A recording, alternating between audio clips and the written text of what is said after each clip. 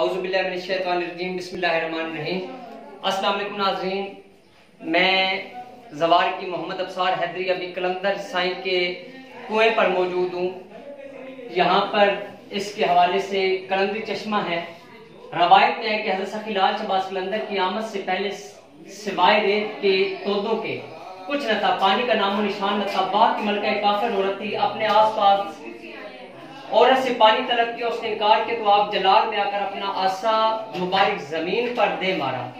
वहां से ये पानी का चश्मा जारी हो गया। इस पानी से लाखों अकीदतमंद फैज़याब हो रहे हैं।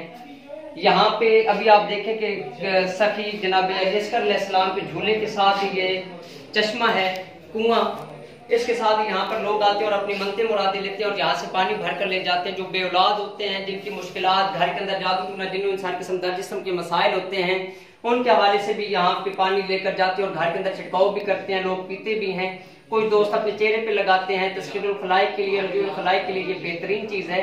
आप भी आए सेवन शरीफ के अंदर कलंदर बाग में और यहाँ पर आके ज़ियारत करें आप, और इंशाल्लाह आप देखिएगा कि आपके तमाम मसाइल फौरन से पहले हल होते चले जाएंगे। अपनी दुआओं में याद रखिएगा। आप अपना ज़वार की मोहम्मद अब्सार हैदरी टीवी पर आपसे इजाजत चाहता हूँ।